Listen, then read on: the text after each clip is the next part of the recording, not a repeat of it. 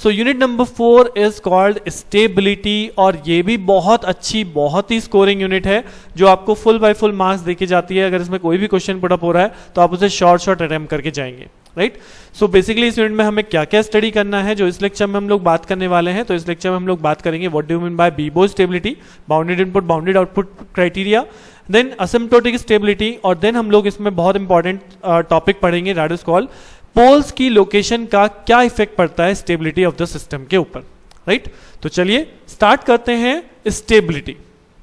So what is stability? अगर मैं आपसे पूछूं स्टेबिलिटी, तो आप लोग पहले भी बहुत बार कहीं ना कहीं पढ़ चुके हैं अपने सिग्नल्स में, नेटवर्क्स में, कि सिस्टम स्टेबल कब होता है। So when will be the system is stable? तो लीनियर टाइम इनवेरिएंट कैटेगरी आप लोगों ने पढ़ी है, a linear time invariant category of continuous time system, जो कि एक ऐसा सिस्टम है जो कि लीनियर भी है, जिसमें आउटपुट इनपुट के साथ लीनियरली वैरी करता है, और टाइम इनवेरिएंट है, यानी टाइम के साथ आपका आउटपुट चेंज नहीं होता है। So if you remember these two property that is called LTI system. तो यहाँ पे एलटीआई सिस्टम का ही रेफरेंस लिया गया कि एक एलटीआई सिस्टम स्टेबल कब होता है।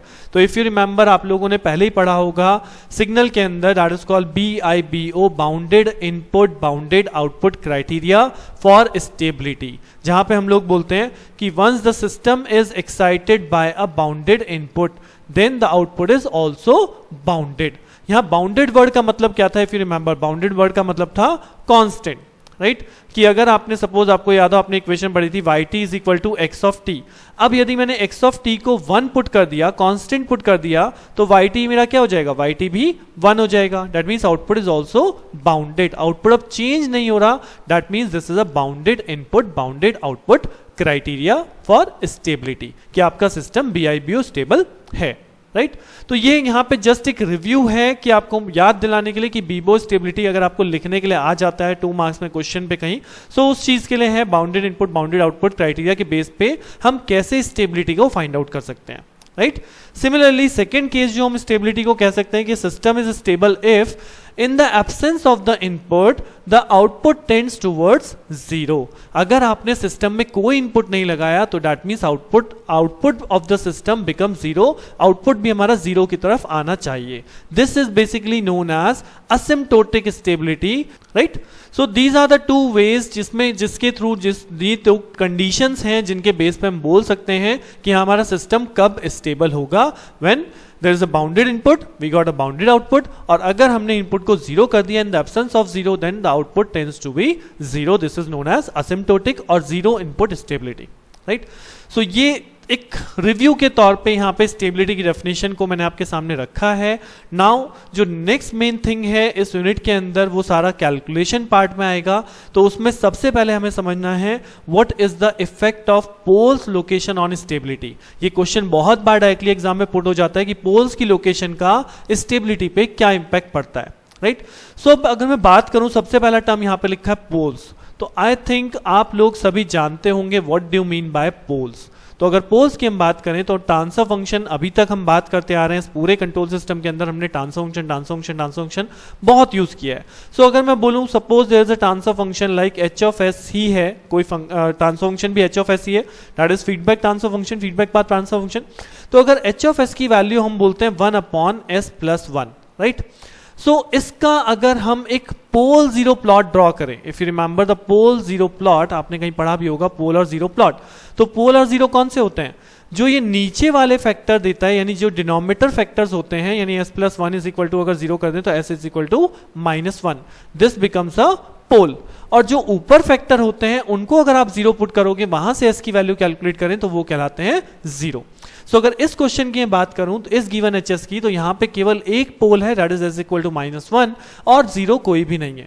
तो if you remember the pole 0 plot, तो पोल 0 प्लॉट कुछ ऐसा होता है, this is basically S domain, जहां पे ये होती है हमारी रियल एक्सिस जिसे रिप्रेजेंट करते हैं सिग्मा से, और ये होती है हमारी imaginary axis that is called j omega. तो अब अगर यहाँ पे s इज इक्वल टू -1 है, दैट मीन्स -1 कहां होगा? अगर ये 0 है तो -1 इज समवेयर हियर, तो पोल को रिप्रेजेंट करते थे हम क्रॉस से, right.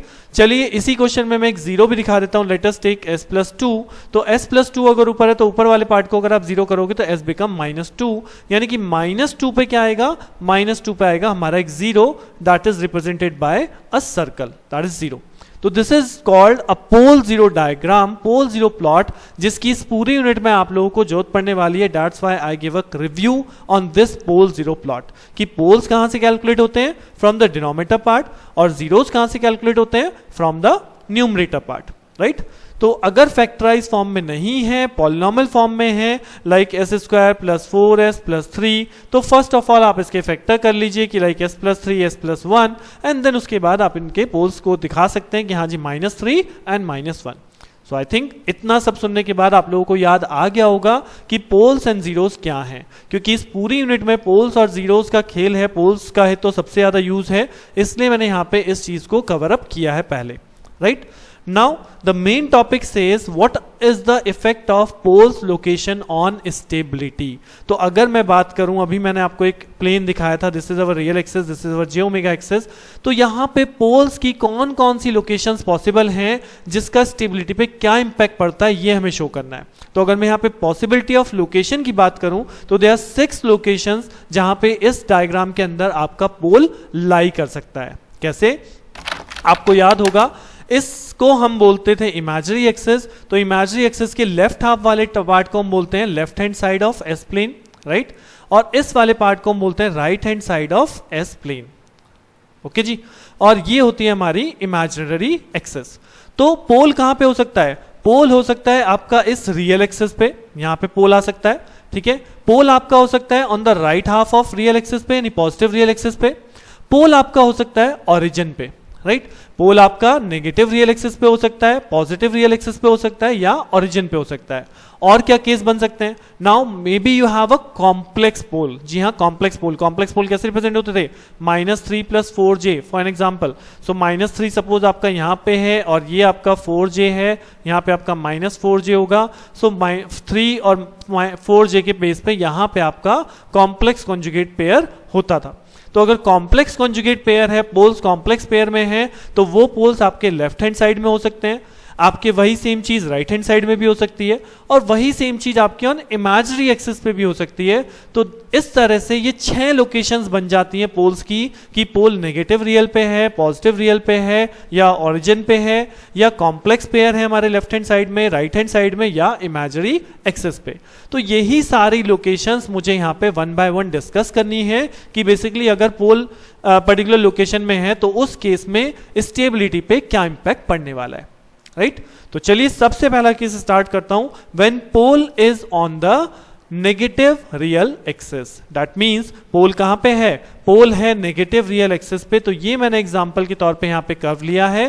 This is our real axis, this is our imaginary axis, और हमने बोला है नेगेटिव रियल एक्सिस पे है. तो ये मैंने यहां पे पोल को शो कर दिया, जिसकी वैल्यू मैंने क्या लिखी है, -a. तो अब अगर आप सोचो कि ये एक पोल जीरो डायग्राम है और इसमें यहाँ पे पोल -a पे रिप्रेजेंट किया गया है, तो मैं इसका फंक्शन क्या लिखूंगा, सपोज मैं इसका फंक्शन लिखूंगा 1/s + a. Am I right? जब आप s + a लिखेंगे तभी यहां से पोल की वैल्यू क्या आएगी, -a, और यहां पे आपको -a पे पोल रिप्रेजेंट किया गया है. Good. So hs = 1/s + a. अब अगर मैं आपसे बोलूं what is the inverse Laplace of this, what is the inverse Laplace, तो आप लोग फॉर्मूले में पढ़ चुके हो. This is a straight forward formula कि अगर हम इसका इनवर्स लाप्लास लिखें तो st की वैल्यू हो जाएगी e⁻⁻a of t and ut लगाइए, चैनल लगाइए, उसकी कोई बात नहीं है, but the main thing is e⁻⁻at, right. अब अगर e⁻⁻at है तो अगर हम इसका कर्व सोचें तो इसका कर्व कैसे बनेगा, अगर आप t को 0 पुट करते हैं तो e⁻0 क्या हो जाएगा, दैट इज 1. देन t को 1 पुट करते हैं तो e⁻⁻a, यानी कि मुझे एक नेगेटिव एक्सपोनेंशियल गोइंग मिलेगा. यानी कि अगर हम इसके कर्व को शो करें और ये टाइम t है और ये आपका h ऑफ t है, तो यहां पे सपोज t = 0 पे वैल्यू 1 है, बट उसके बाद आपकी वैल्यू डिक्रीज होती हुई चली जाएगी, द वैल्यू बिकम डिक्रीजेस. और जैसे ही आपका t इनफाइनाइट पहुंचेगा, जैसे आपका t इनफाइनाइट पहुंचेगा, तो this become basically what, e⁻∞. And अगर आपको याद हो, आप पहले ही पढ़ चुके हो कि e⁻∞ की वैल्यू क्या होती है, जी हाँ 0, बिकॉज e⁻∞ क्या हुआ, 1/e⁻∞. अब something value infinity, power infinity, that is infinity, तो 1/∞ बिकम्स 0.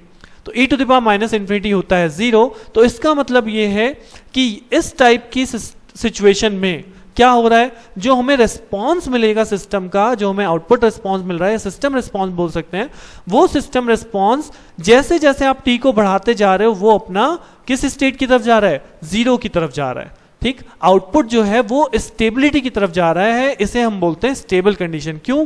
क्योंकि जैसे जैसे मैं टी को बढ़ाता जा रहा हूं आउटपुट जो है वो जीरो की तरफ लास्ट में पहुंचेगा। Output never goes to infinity, output never goes to infinity.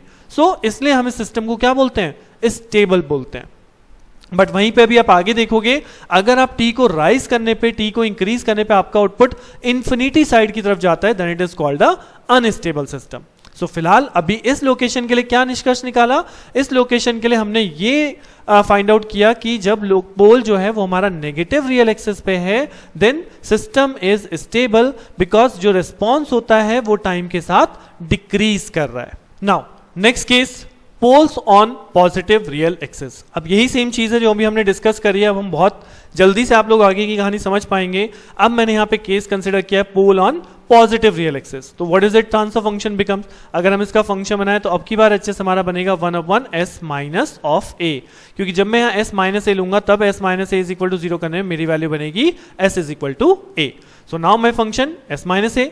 अब अगर आप इन्वर्स करते हैं तो s माइनस ए का इन्वर्स क्या होता है, 1/s प्लस a का इन्वर्स क्या था, e to the power minus at।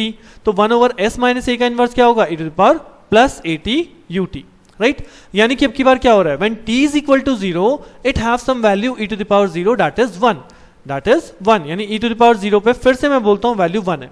But अब जब आप t को राइज करोगे, यानी t को 1 रखोगे, फिर 2 रखोगे, 3 रखोगे, as so on up to infinity जाओगे, तो क्या होगा, t की वैल्यू 1 होने पे e टू द पावर 1 बनेगा and this is greater than 1। तो यानी कि ये वैल्यू 1 से ऊपर ऊपर जा रही है, और जैसे जैसे आपका t बढ़ता जाएगा, when t becomes infinity, so this also becomes infinity because it becomes e to the power infinity, right. So यानी कि अब की बार मुझे रिस्पॉन्स कर्व कुछ ऐसा दिखाई देने वाला है कि वो इंक्रीज करता जा रहा है, आउटपुट जो है वो टाइम के साथ इंक्रीज कर रहा है, और एक पर्टिकुलर टाइम यानी एक पर्टिकुलर इनफाइनाइट टाइम पे आउटपुट मेरा इनफाइनाइट हो जाएगा। तो that particular situation is called unstable, that particular situation is called unstable. तो स्टेबिलिटी कब है, जब हमारा आउटपुट जो है वो टाइम के साथ डिक्रीज करे, इनफाइनाइट की तरफ नहीं जा रहा, then I call the system is stable. अगर response of the system infinite की तरफ जा रहा है इंक्रीजिंग टाइम के साथ, तब मैं अपने सिस्टम को बोल रहा हूं unstable, right. So this is the two poles location effect, कि जब नेगेटिव रियल एक्सिस पे होगा और पॉजिटिव रियल एक्सिस पे होगा तो क्या होगा। थर्ड केस देखते हैं। थर्ड केस है हमारा पोल एट ऑरिजिन। अब जब पोल एट ऑरिजिन आएगा तो यहां मैंने दो केस कंसिडर किए हैं। वन, जब हमारा सिंगल पोल ऑरिजिन पे हो, राइट। अगर एक सिंगल पोल ऑरिजिन पे है तो आप फंक्शन क्या लिखोगे, केवल 1/s। अब 1/s का अगर इन्वर्स करूंगा तो मुझे क्या मिलता है, मुझे मिलता है केवल ut, राइट। और ut सिग्नल क्या है, अब आप सब जानते हो ut सिग्नल क्या है, that is a constant signal, right. But इसी के साथ अगर आप मल्टीपल पोल कंसिडर करो या डबल पोल कंसिडर करो एट ऑरिजिन पे, तो आपको अगर डबल पोल कंसिडर करेंगे तो यहां मिलेगा 1/s², और 1/s² का इंटीग्रेशन अगर आप लाप्लास इन्वर्स करेंगे तो 1/s² किसका लाप्लास इन्वर्स है, जी हाँ, रैम सिग्नल का। रैम सिग्नल मींस TUT, यानी कि ये इस तरह का रैम सिग्नल बनेगा। अब अगर मैं बात करूं इस सेकंड कर्व में, जब मेरे दो पोल हैं तो यहां पे रिस्पॉन्स कैसा शो हो रहा है, if the time is increases output response is also increases, और अगर टाइम इनफाइनाइट हो गया तो ये भी इनफाइनाइट हो जाएगा। That means this situation is again unstable. अगर मैं 2 से ज्यादा पोल रखता हूं, 3, 4, 5, 6 जितने भी आप पोल रखें, सब में आपको जो आउटपुट रिस्पॉन्स होगा वो इंक्रीजिंग मैनर में ही मिलेगा। That means this situation is unstable situation. 2 और 2 से ज्यादा जब भी पोल होंगे एट ऑरिजिन। बट अगर हम इस सिंगल पोल का केस देखें तो यहां रिस्पॉन्स आपको मिल रहा है a constant response, right. I getting a constant response. तो अभी तक हमने देखा अगर रिस्पॉन्स टाइम के साथ डिक्रीज करता है तो मैंने उसे बोला था स्टेबल, अगर टाइम के साथ इंक्रीज कर रहा है तो मैं उसे बोल रहा हूं अनस्टेबल। बट यहां मेरा जो रिस्पॉन्स है दैट इज कांस्टेंट। तो इस कंडीशन में, इस पर्टिकुलर सिचुएशन में सिस्टम को बोलते हैं मार्जिनली स्टेबल। मार्जिनली स्टेबल यानी कि just before the unstable state. Marginally stable means just before the unstable state, right. तो this is the third location जो हमने डिस्कस करी, पोल एट ऑरिजिन। अगर सिंगल है तो क्या होगा और डबल है तो क्या होगा। नेक्स्ट लोकेशन कंसिडर करते हैं। तो नेक्स्ट लोकेशन में हमने क्या बोला, now the complex poles in the left half of S plane. Now the picture comes into complex pole, जो मैं आपको बात कर रहा था। और कॉम्प्लेक्स पोल कैसे रिप्रेजेंट होते हैं, कॉम्प्लेक्स पोल रिप्रेजेंट होते हैं लाइक दिस, कि ये यहां पे कॉम्प्लेक्स पोल रिप्रेजेंटेड है जिनकी वैल्यू क्या है, -a और +jb। ओके ये जो है इमेजिनरी एक्सिस पे दिखाया जाता है, ये JB होता है, तो ये -JB हो जाएगा। तो एक पोल आपका है -a +JB पे और दूसरा पोल कहां पे, -a -JB पे, राइट। तो यानी ये दो वैल्यू है। अब अगर इन दो वैल्यूज से मैं अपना ट्रांसफर फंक्शन बनाऊं तो मेरा ट्रांसफर फंक्शन क्या बनेगा, मेरा बनेगा s + a -JB for this first one, और सेकेंड वन के लिए क्या बनेगा, s + a +JB, राइट, 1/, ठीक है, यही हमारा फंक्शन बनेगा ना। अगर हमारे पास ये दो कॉम्प्लेक्स नंबर पोल्स हैं तो ये हमारा फंक्शन कंस्ट्रक्ट होके आने वाला है। अब अगर आप इसे सिंपल मल्टीप्लाई करें तो let it be consider s + a को आप a मान लीजिए, एक टर्म मान लीजिए, like this is suppose x, और ये आपकी टर्म है y। तो अल्टीमेटली ये आपका क्या बन रहा है, x - y और x + y, यानी कि जब आप इनकी मल्टीप्लाई करेंगे you will get s + a whole square -j² b², right. और j² क्या होता है, +1, j² क्या होता है, सॉरी -1, तो -1 इंटू -1 दैट बिकम +1। तो आपको ये जो यहाँ पे HS है, ये HS बन जाएगा 1/s + a whole square +b²। तो अगर आप इसका इन्वर्स देखेंगे तो अगर हम इसका इन्वर्स कर दें तो ये आएगा, यहाँ पे s + a है तो पहले तो हो गया e⁻80 से शिफ्टिंग, अब e⁻80 तो आ गया s + a के लिए। बट इफ यू रिमेंबर, अगर आप इसका इन्वर्स करेंगे तो ऊपर भी यहाँ पे क्या होना चाहिए, ऐसा क्वेश्चन हमने थर्ड यूनिट में किया था टाइम रिस्पॉन्स में, जब हमने इन्वर्स लाप्लास कैलकुलेट किया था। तो अब तक आई थिंक आप लोग याद भी आ गया होगा कि यहाँ पे मुझे b बनाना पड़ेगा, तो b से डिवाइड, b से मल्टीप्लाई फॉर एन एग्जाम्पल, और उसके बाद ये एक्चुअली कन्वर्ट किस में होगा, साइन ऑफ bt में कन्वर्ट हो जाएगा। तो मुझे इससे मतलब नहीं है, मैं एक्चुअल वैल्यू आपको यहाँ दिखाना चाह रहा हूँ, मैं केवल क्योंकि एक सिचुएशन को डिस्कस कर रहा हूं। तो अगर हमने सिचुएशन इस एंड पे माना था तो मेरे पोल्स कुछ ऐसे बने जिनका रिजल्ट मेरा इस तरह का फंक्शन आया। तो ये फंक्शन अपने आप में क्या कह रहा है, this says e⁻80 sin bt, यानी अगर एक साइनसॉइडल कर्व है, एक साइनसॉइडल कर्व है, वो साइनसॉइडल कर्व एक डिक्रीजिंग एक्सपोनेंशियल से मल्टीप्लाई होता है, बिकॉज दिस इज e⁻80 एक डिक्रीजिंग एक्सपोनेंशियल से मल्टीप्लाई हो रहा है, दैट्स वाई। तो जो आपको सिचुएशन दिखाई देगी वो कुछ ऐसे दिखाई देने वाली है कि दिस इज डिक्रीजिंग एक्सपोनेंशियल, और ये साइन वेव इसके अकॉर्डिंग अपने एम्पलीट्यूड को डिक्रीज करता जा रहा है, राइट। तो अगर हम बात करें complex pole in the left half of S plane, तो हमें रिस्पांस कुछ ऐसा मिल रहा है, और आप इस रिस्पांस को देख के क्लियरली बोल सकते हैं, since the response approaches towards 0 hence the system is stable again. जो हमने अब तक पढ़ा है वही सेम चीज मैं आपको बार बार यहां पे अप्लाई करके दिखा रहा हूं, राइट। अब इसी सेम केस को अपोजिट कंसीडर कर लीजिए, when the complex pole on the right half of S plane, our next location is on the right half. So अब अगर राइट हाफ है तो राइट हाफ में क्या होगा, राइट हाफ में मेरा सिग्नल हो जाएगा लाइक दिस, ये हमारे पोल्स आ गए राइट हैंड साइड में। अब अगर हम इसकी वैल्यू देखें तो इसकी वैल्यू क्या बनेगी, 1/s - a, now this time -a + bjb, okay, then s of -a - jb। तो अगर इस बार इसकी मल्टीप्लाई करेंगे तो ये कहलाएगा 1 - s - a होल स्क्वायर और +b²। अब अगर आप देखेंगे तो अब की बार s - a होल स्क्वायर है, तो बेसिकली अगर इसका लाप्लास इनवर्स लिया जाए, h लिया जाए, तो अब की बार e⁻80 की शिफ्टिंग आएगी और वही साइन bt बन जाएगा 1/b के साथ, जो आप b ऊपर नीचे बनाओगे। तो अल्टीमेटली दिखाने का मतलब क्या है, this time this sine wave is multiplied by the increasing exponential.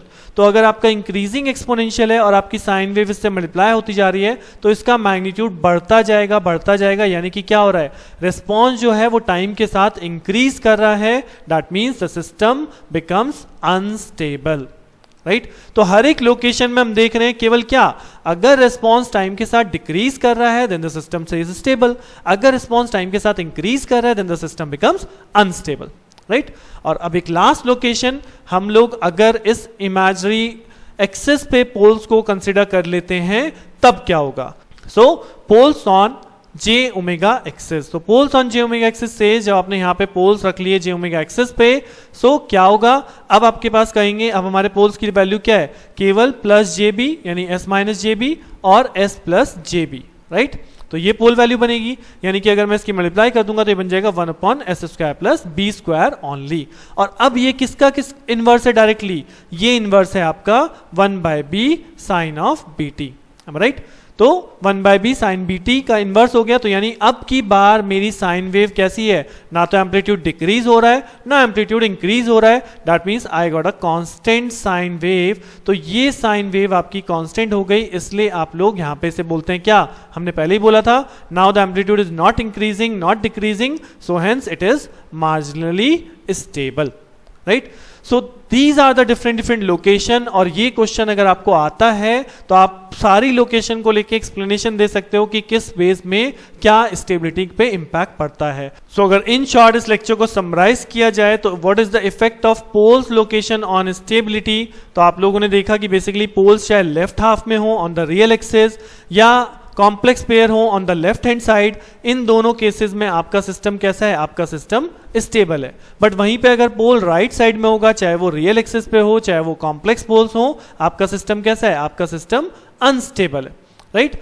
But वहीं पे अगर पोल आपका ओरिजिन पे मतलब ऑन इमेजिनरी एक्सिस है, चाहे वो कॉम्प्लेक्स पेयर है, तो उस केस में सिस्टम चला जाता है मार्जिनली स्टेबल, राइट। तो यही यहां पे इफेक्ट ऑफ पोल्स लोकेशन से हमें पता चलता है कि basically for stability poles must be in the left half of S plane. ये चीजें आपने पहले भी कहीं ना कहीं पढ़ी होंगी कि अगर हम लाप्लास ट्रांसफॉर्म में स्टेबिलिटी चेक करते हैं तो पोल्स बोले जाते हैं, सिस्टम पोल हमेशा लेफ्ट हाफ पे लाई करने चाहिए, राइट।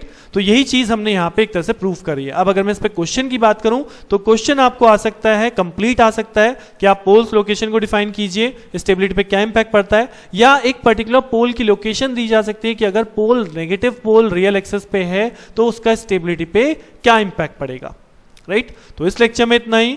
नेक्स्ट लेक्चर में फिर से स्टेबिलिटी को आगे डिस्कस करेंगे विद सम न्यूमेरिकल प्रॉब्लम, और हम बहुत इंपॉर्टेंट क्राइटेरिया पढ़ेंगे, that is called RH Routh Hurwitz criteria. So stay tune, मिलते हैं नेक्स्ट लेक्चर में। Thank you.